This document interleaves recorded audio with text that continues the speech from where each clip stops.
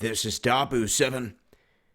We have a group called SOS, or Stop Operation Soros, that has just exploded in numbers. I mean, there's a massive amount of people here behind this movement, if you want to call it, in Macedonia, where all these people are saying, we want Soros out of here, not doing business in our country, nowhere near it. If he's here, he's going to get arrested. He's a criminal. And really, this is how other countries should be viewing a man that put $500 million to back these refugee migrants that are flooding into Europe. It shows who's funding it and who's behind it. He's also behind all these other groups like the Moore Foundation, the Open Society, the groups that fund groups like Black Lives Matter. They funnel the money through all these different companies. And here with this massive women's march across the country, guess what? He had ties to more than 50 of the major partners that were behind this across the country. Across the country. In all these different cities. You wonder how these people were getting bussed in and all this other stuff, and where these groups got the money, do all this. Well, here you go. And the people in other countries are getting hip to it. He went in, funded the chaos in Ferguson. They've funded chaos in Baltimore and other places. He's connected to so much chaos.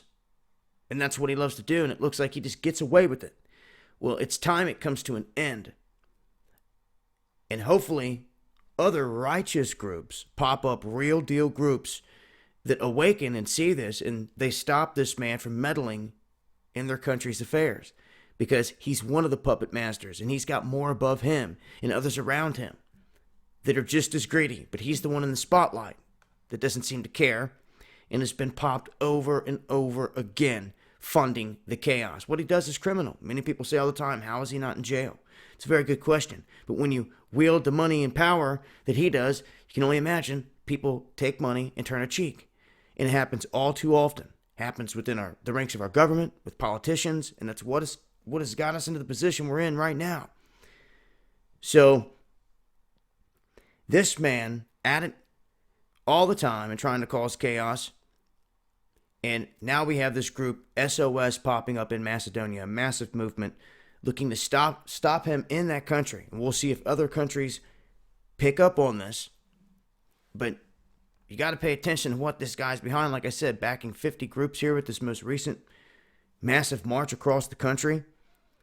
And people just awakening in other places to what this man has been doing.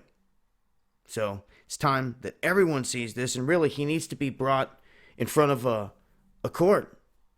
How you're going to go about that? Well, we could go on for days, this and that, but at this point, the people saying you're not coming into our country of Macedonia without just that happening. And like I said, we'll see if other countries pick up on that theme.